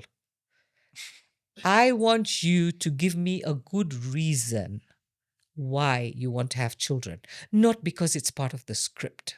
Because right now, I mean, and I'm looked at, me and my wife are looked at like we're on the fringes. But that's a conversation we keep having. Because like, why? Yeah. What's the real why? You know, and the inertia of society is you get married, you have kids, you paint this picture perfect. And all my friends now who talk to me quietly, especially now the men, a lot of them are suffering having had kids already after the fact. And then divorce. No, they're holding Some. on. They're holding on. Some, They're holding mostly. on by literally by the Thread. seams. Yeah. Getting So this is the thing. Let me tell you, I have moved in 16 years, I've moved 3 compounds, okay? And in every compound, I see who's bringing up these children. Maids. Oh, Let's- Let's call the 100%. reality. It's maids bringing up the children. And we're bringing up a generation of spoiled kids without discipline, without boundaries. Okay? And if you want to be an involved parent, you have to ask the question, why do I want children? And what kind of parents are we going to be? It has to be a joint discussion. That's why I bring up the question. We have to keep life going. So I'm not against people having children, but not because it's part of the script. Now we are more aware, more conscious. Why do you want children? What are you going to change for the next generation? You have to be very, very clear.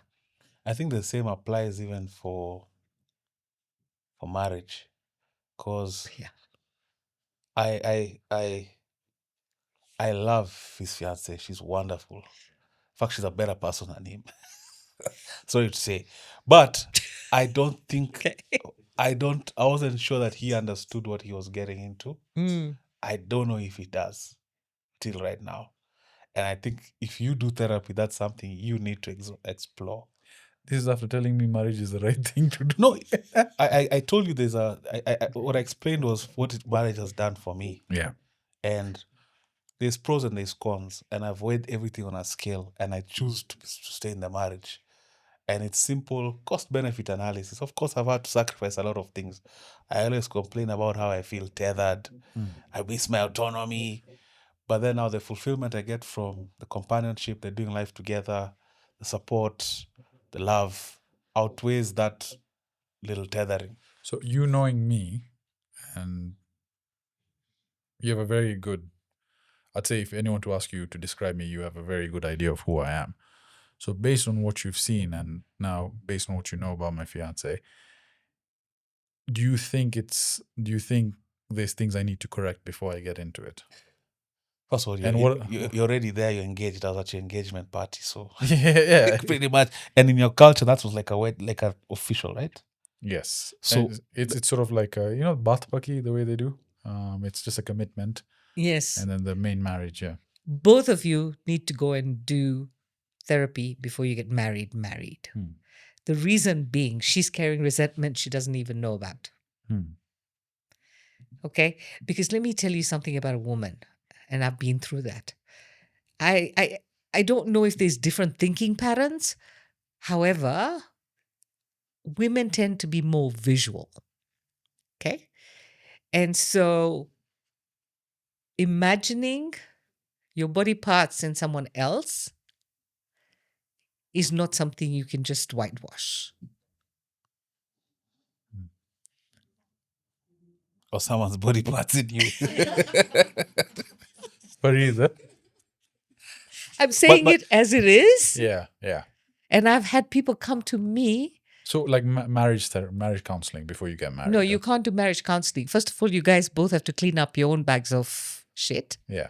and then do marriage counseling, meaning what are your marriage agreements? This is the thing people need to understand they must do. Your agreements as to why you're getting married, what your marriage means, and what is the foundation of your marriage. There is no foundation. People just meet, they get attracted down south. Chemicals, Okay? Yeah, chemicals are going.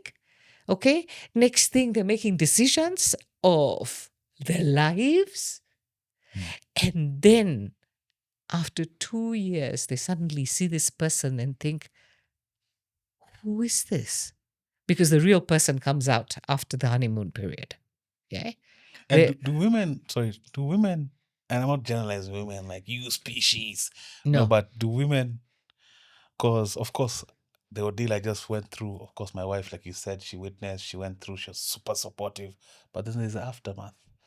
And do women forgive? Because Well, they latch on to things. I knew it was going to happen. Like I knew through the support, I still knew. I'm like, I've seen this story before. Once the dust settles, the pendulum's gonna come the other way, and passive aggressive. Will that ever? Because in my experience, I've never witnessed a lady or a woman or a girl forgive wholeheartedly. What is forgiveness? If you want to get into this whole forgiveness thing, I don't buy it. I don't do forgiveness. Okay. There's no forgiveness. Forgiveness who? Are you playing God? What nonsense. Who am I to forgive you? Who am I?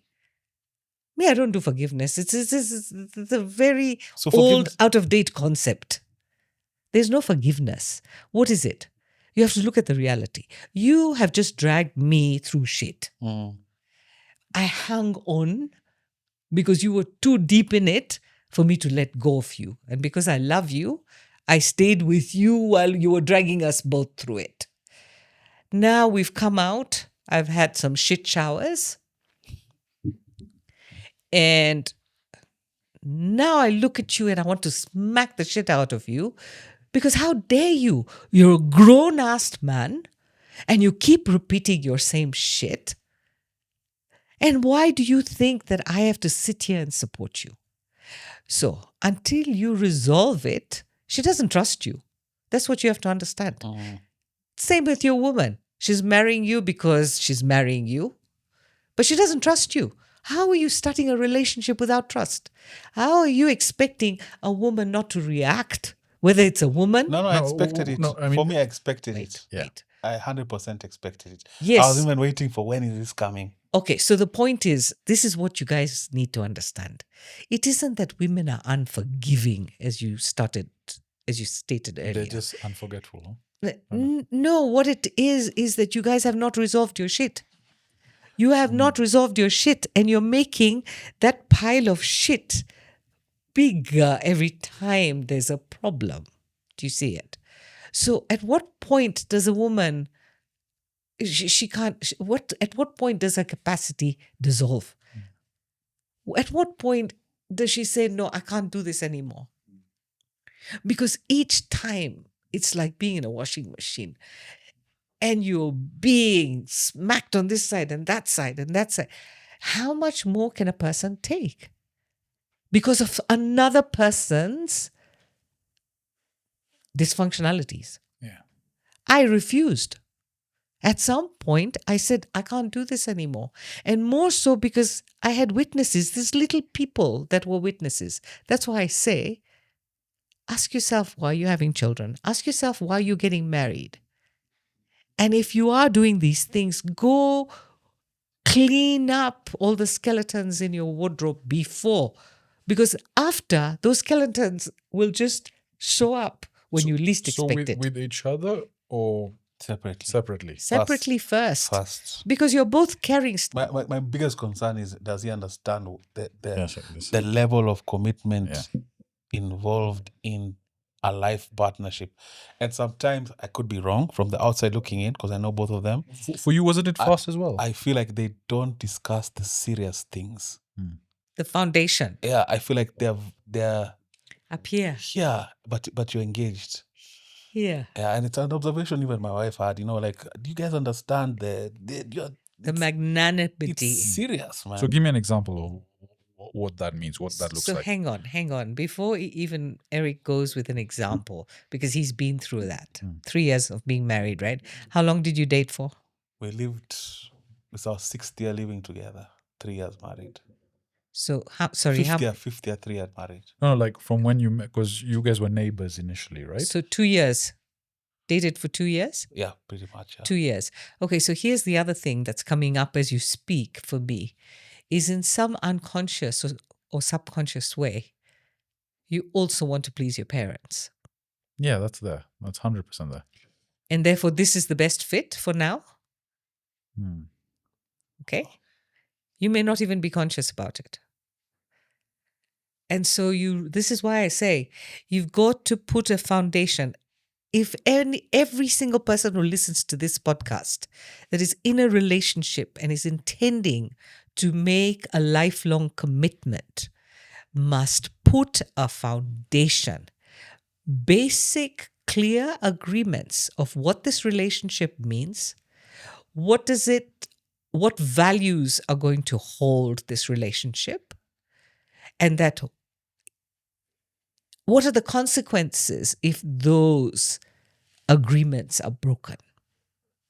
So what does that look like between a man and a woman? Maybe just more specifics. Okay, so specifics... Even you can chime in. Because specifics would be, we're getting married so that we can create a partnership and hold each other accountable. I've had that conversation with her. Having a conversation is not enough. No, Because in this love-filled vapor, a lot of things are just yes. Okay? So, what's the foundation of this relationship? What are the values of this relationship? What are the commitments of this relationship? What do we do when someone breaks this? What are the consequences? And what are the no-nos? Complete no-nos. If people don't discuss these like specifics and put them in writing, it's a contract. Marriage is a contract. And if you don't put these facts together, you're once the honeymoon period is over. You're like, what the hell am I doing here? Even before, another honeymoon period, before it used to be 18 to 24 months. Today it's 6 months. And on the maybe this is just a male perspective, understanding what does it do for you, apart from, you said, like parents, and right now of course chemicals are raging. To be honest, parents, yes, because obviously it's good that you caught on that. That's a portion, but it's not a big enough portion where. So what does it do for you being married? The idea of it, and specifically, what is it adding to you? maybe it's the rosy need to or always seeing myself as a family man. That's always been there. So And that- family, you want to build a yeah, family. I want to build Okay. a family, but more than that is having just someone I can depend on to share this sort of journey with. And I've for the most part, I've had my family, and I've never really had anyone with me walk through it. Right? Companionship is a big Companionship reason. is I've that was something that I lacked, and I was in relationships, but they were not really relationships. There were And it's always competition between you and them, and all of a sudden I find someone we're complementing each other in every way. There is the aspect of my expectations are a bit different right now compared to what she's expecting, and obviously as she grows older, there'll be also certain different needs, and we've had conversations around those and what the plan is, and but you're right, there has to be that foundational attachment, and we've mulled over it, we've talked about it, but I feel that's a conversation I need to revisit with her and say, by the way, we need to fucking have this serious talk, because what happens 6 months, 12 months after that? You know, the romance isn't really going to take us the distance. It's the understanding between the two of us of what the The structures. chemicals die down, man. That's a reality, man. At some point, at a Yeah, point, it's you and them, and it's not this umbrella of. No, but tell me the specifics you guys did. I think for you, it was as impactful because of your relapse and her visiting you at rehab and being there for you. But we had a relationship before that. But you were Well, friends. Yeah, we were good friends. Yeah. Um, Can we fix this, by the way? It's okay. It's okay. So I mean, what were the specifics you went into? there was a big issue around support, like supporting each other, companionship, goals. We had specific goals that we actually wrote down, and a lot of them we've ticked. Some of them, it's even crazy how specific they panned out. And of course, even things like finances, financial goals. It was a conversation we had, because it's such talent that would go wasted, you know, in just making a family home. So if this is something that's really important, it sounds, that's how it's coming across, right? That you really want to do this and you really feel it's wonderful. Just do the work before and lay down the stuff. Okay. You've never seen it that way. Sex addiction. Yeah. Not a sex. This is another thing. I don't like the word addiction, actually. And I don't like the word, we define the addictions really got a bad name. Okay, on the basis that everything now can become an addiction. For me, it's not an addiction. It's your habit, your behavioral habits that you got so used to. Same with you. We just change this. It's a habit. When you do something repeatedly, repetitive, it becomes part of your behavior. Okay? And it becomes a habitual behavior, which means that it becomes part of your structure. And the only way to break these habitual behaviors, so that you take away the shame and the blame and all of this stuff, is to say, okay, now I'm done with it. I'm done. I'm not going to engage. So I am consciously going to stop and break this habit. So temptations is because you were looking for satisfaction and validation through how many girls could you fuck? And how many girls could be madly in love with you? That validated you.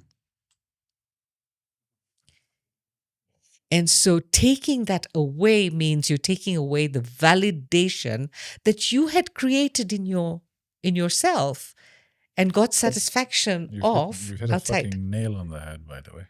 Yeah. Like, there's some... Forget an A, take 2 4s, you know?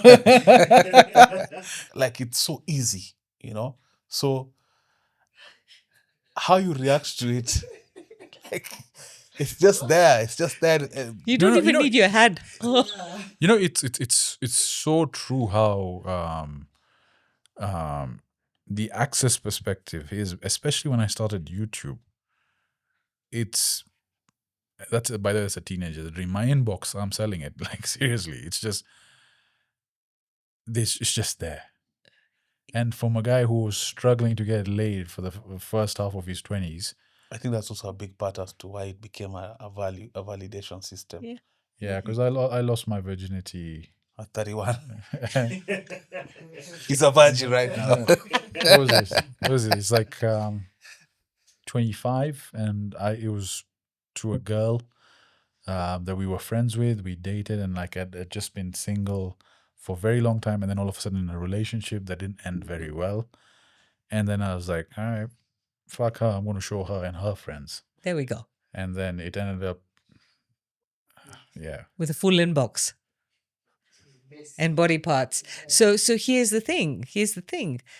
When we talk about the period we're living in, Kali Yuga, there is there is no morality. Morality is completely diluted and dissolved. It is, yeah. Yeah, so making love is a sacred act. It's now about sex, right? How many ticks. And let's go back to what we said earlier. What are you going to do to change and bring some light into yourself so that that light can shine, okay? Accessibility when it comes to anything. If we talk about accessibility, what's the difference between what you're saying and all the corruption we have? What is the difference? Accessibility.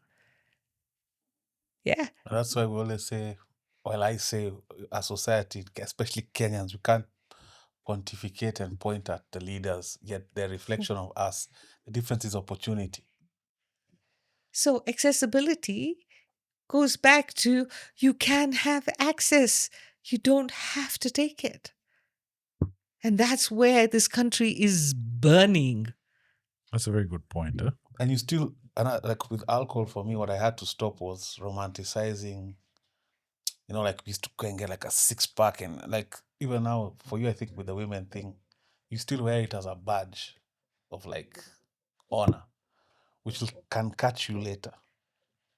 Because you still associate it with like cool points. Yeah, because you identify as this Don Draper, dapper type of individual where women are flocking over him and you've got all the money, you drink, you look cool. And I've seen your Instagram reels, the ones you like as well. That's the biggest setup. Instagram is a snitch, man. Instagram's a snitch. Eric is always like, I just want to let loose. There's one for Don Draper. I'm not sure if you've seen, it's become a trend right now. Yeah, I just see you liking that stuff. So it's because it's the romanticization of letting loose and this freeness. And there's an abject, there's a completely different reality on the ground, right? Yeah. But when you see the reels, you're like, that temporary. You repost it, you're like, hey, I feel good. Yeah. Of whatever he was feeling in that moment. But then people forget the heartbreak, the lost opportunities, finances gone, lost relationships, injury, harm. But Madman, at the end, he also went to therapy, right? I think because he was also so damaged as a character. And it was deep trauma that he grew up in a whorehouse and he didn't know his parents. And so it's a very interesting series. If you guys haven't watched Madman, check it out. So how do we land this plane? There's actually, now that you mention it, there was some stones you gave us last time. Yes. I wanted to do that with Farid, but can we do that right now? Where each of us and you pick can up a pick stone, one for Farid. and basically Eric. Tazim will tell us what that means. Okay. I think it's the Orange basket or over the there orange in the basket. corner. I think we can each take one, right? Explain a bit Right, more. Sorry. absolutely. So before we wrap up, I think the one message we want to make very clear is therapy is let's not call it therapy. Let's call it a self-discovery process. I like that. Okay, because therapy has a bad name. Stigma. So everyone, ought to consider a self-discovery process to understand why you're who you are and why some of these habitual behaviors are sabotaging Kim. your life. Because this is sabotage. So just when you're doing really well, you go and smack yourself properly. Pick one. That's true. Yeah? That's so accurate. Yeah. So Life is going well. yeah, but it's too good. You don't want it to go well. So your little saboteur, your little victim Pick one without looking. Wow. is coming to interrupt your life. Okay. And so for I you, look at your it now? little victim and saboteur will go and sleep with another woman if you allow it. Right. Okay. So I've picked my left hand is usually the busy one, so this is Farid. And so the right one. Kim Okay. looks very keen. Come. Yeah, one. Kim. Have you he's picked one. He's picked one. You picked. So what does your rock say, Kim? Be on time. Transformation. Transformation. Transformation. Wow. So are you ready to change? Yeah, I mean, yeah. I think that's what's holding you from going to the next level is you need to the same issues I'm having, I'm seeing in you. The chasing of women, the trying to justify your moves, the need to be loved, like the stuff you're posting. And I'm sorry, I'm speaking in terms No, of that's okay. Go ahead. You're doing really well. like I'm seeing the stuff you're posting on TikTok.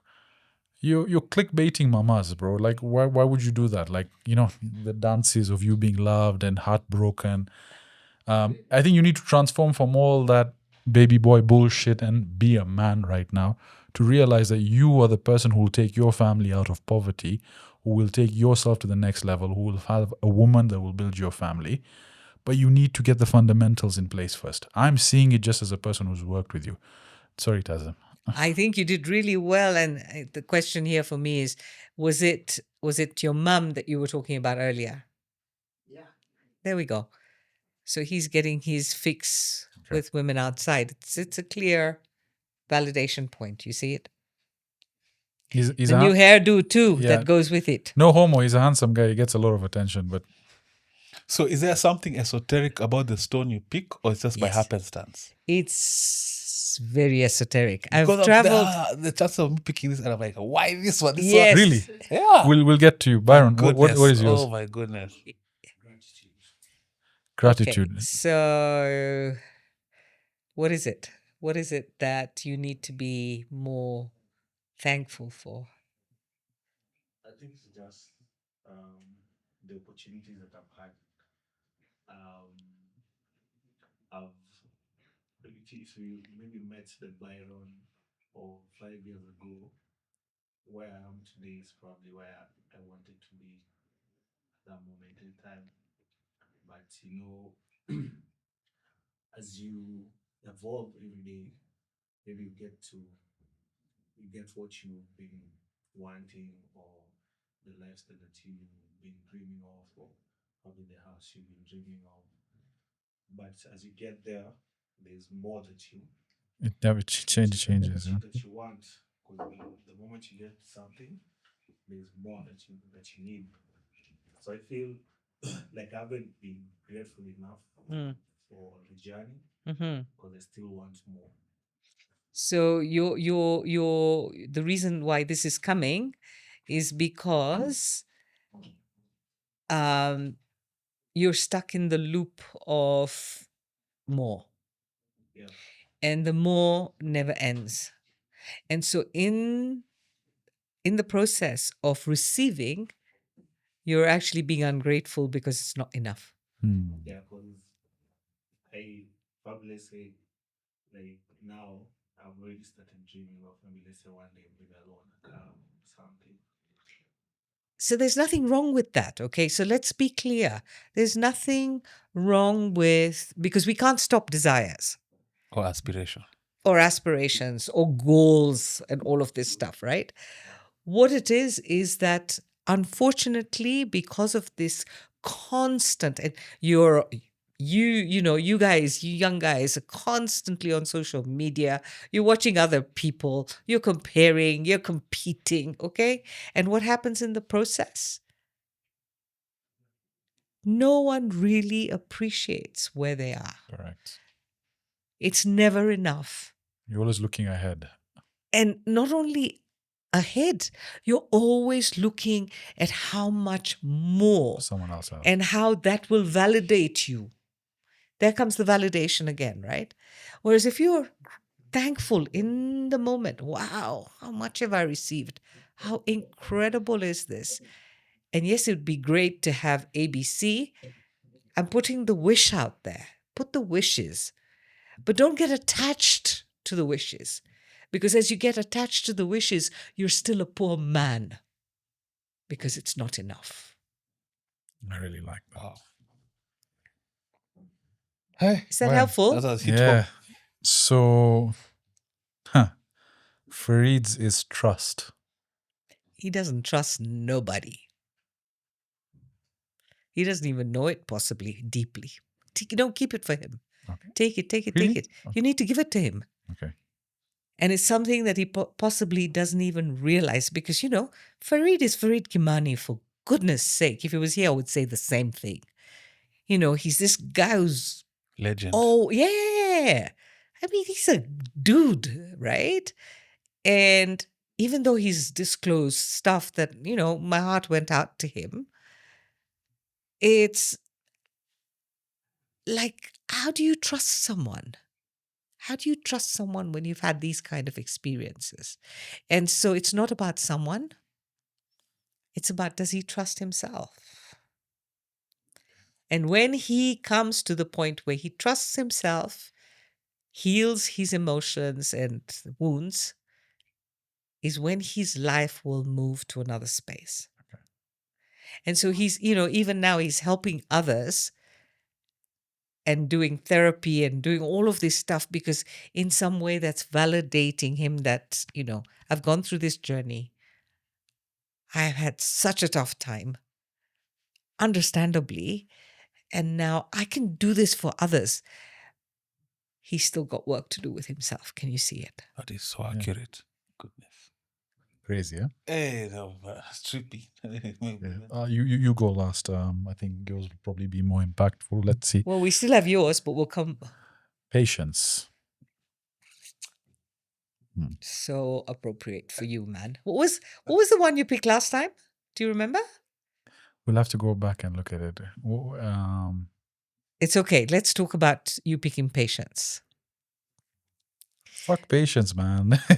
You have patience? No, yeah, I was told, it's so weird that you mentioned this. Like, I had Kibe on the podcast the other day, and I was telling him that, I want to have all the things I've ever wanted now. I don't want to wait 10, 20 years. I don't want to be in that position. Just fuck waiting. Why can't I have things now? What do I have to do to have things now? And this son of a bitch comes up. This is just weird, Tazim. It's fucking weird. No, it's not. It's happened. The same thing happened the last time. And it happened. I mean, I've been to Thailand, I've been to Denmark, and I've been to Italy, and I've been to We'll try and put up a clip and figure out what that is. yeah, and Nepal, okay, in the last year. And all of these were trips for meditation, okay? And I took my stones with me. And there were 40 people, 65 people, 20 people, and I shared the stones. And each one picked the stone because there are 30 words in there that completely had to wake them up. Okay? So patience. And patience means that you're both living in the same space, right? It's not enough. And nothing's enough. So remember we spoke about it when it came to, dating 4 or 5 women at the same time. Yes, it's not enough. Yeah. So your well will never get full. In fact, your well is dry. No matter how much liquid you put in it, it dries up. And why does it dry up? It's because it's not enough for you. It's like the commission stuff we were talking about. I was like, it's just not enough. And you were like, what the fuck are you talking about? Like, The 3M wanted 10 million.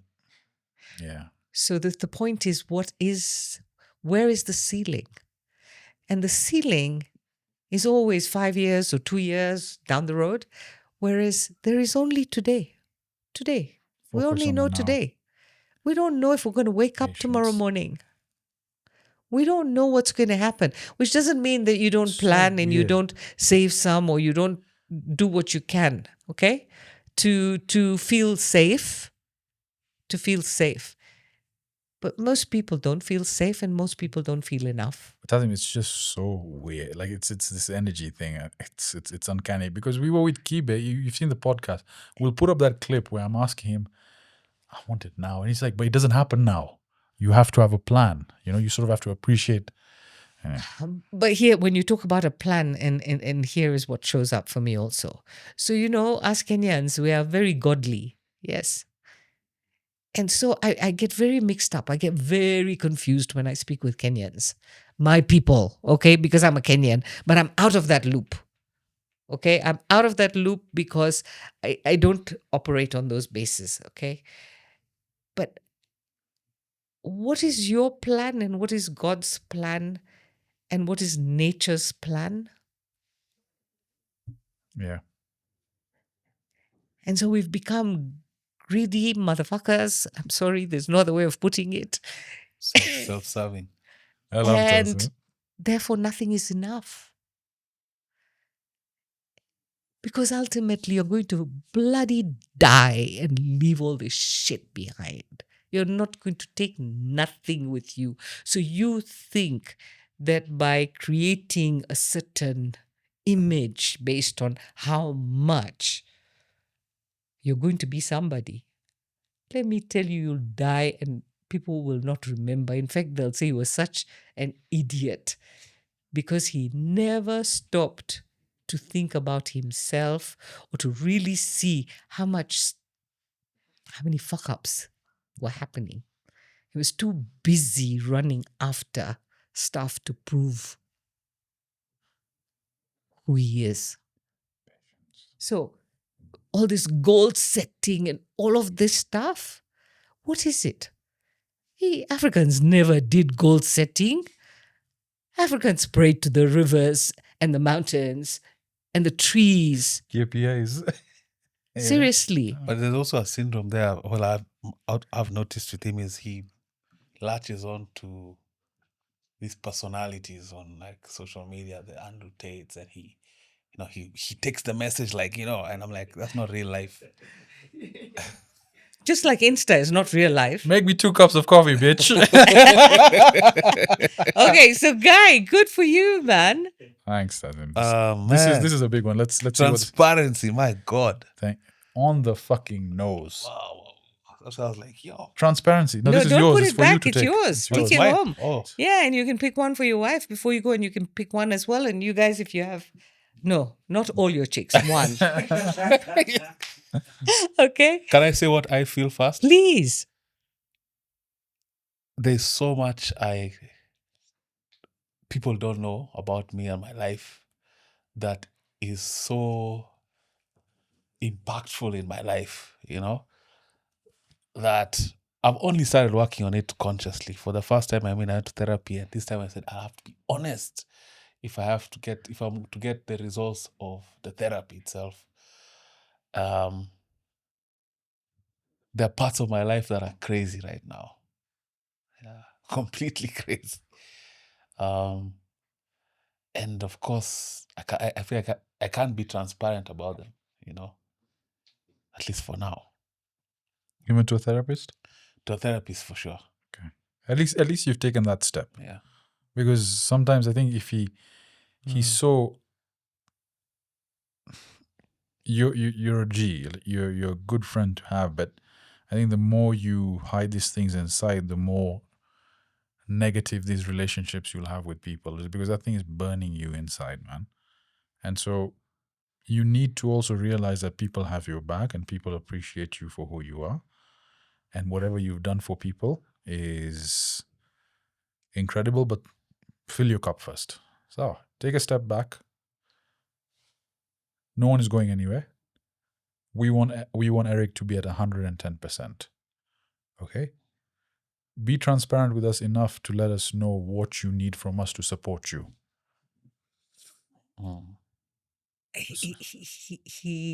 There's too much when you talk about bandaging. I love that how you put it across. some of the stuff is so tightly bandaged that you don't even know where to find how to unravel it.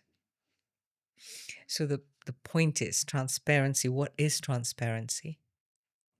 Transparency is, and from what you've said, is you wanting and learning to be transparent with yourself first. Because this always goes back to self. So what is necessary for me to be transparent about? Why? And what will it shift for me? Right? Because the person that you show up as is this generous, warm, kind, overgiving, loving, understanding, open arms dude, right? And inside there's several little kids that are hurting, which is a complete conflict. And these are our masks. So that's your mask. You have to be able to shed your masks. And in shedding your masks, a lot of people won't like you because you'll have to learn to say no. And you'll have to learn to say no to yourself to break your habitual patterns. And that's what you're scared of. Why are you scared of it? If I lose that identity that I've fed, that has become so big, without this identity, who will I be? Our identities are not who we are. They're masks and layers. Our roles and responsibilities are not who we are. They're just part of our life experience. But that's not who we truly are.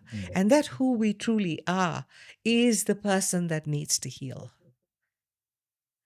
Which means that we think that we are a body with a soul. No, we're a soul that has chosen this body to experience through. We've really got it screwed up.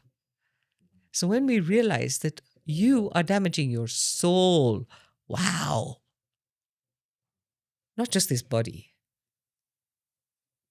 that this soul came in this body to grow. It's not going to grow through validation and through addictions and through all of this.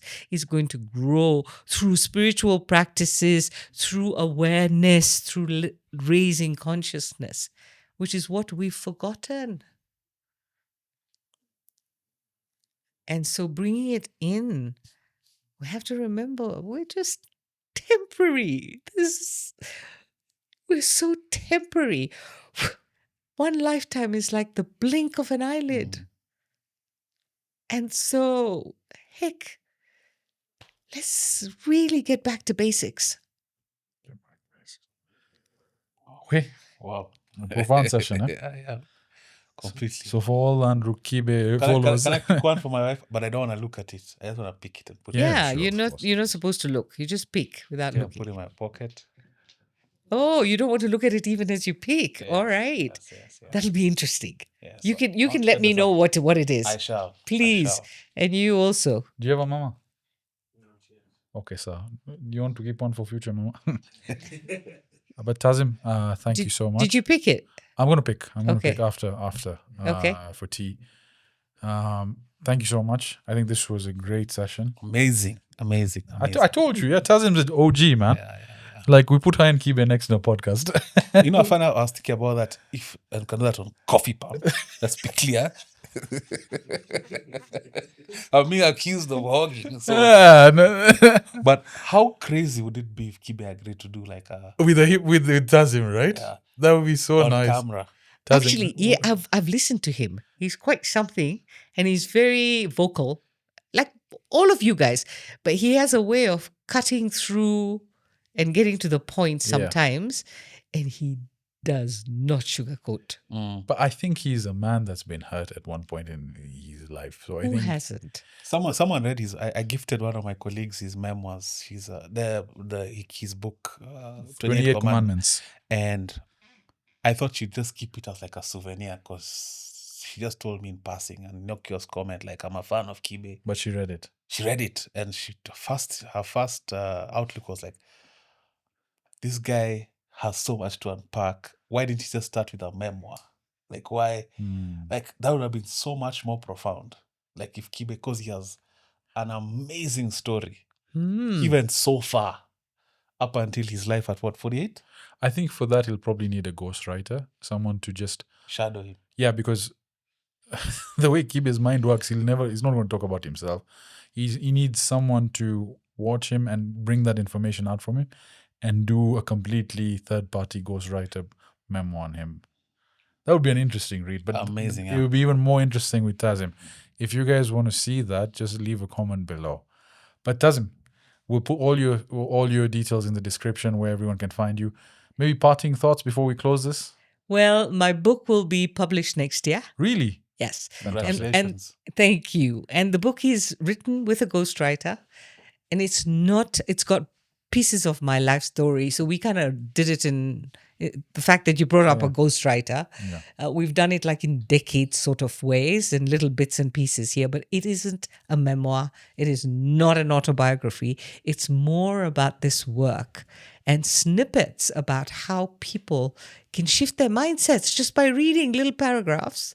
And it'll be interesting to see how it comes out. I've not written it because I want to become a millionaire.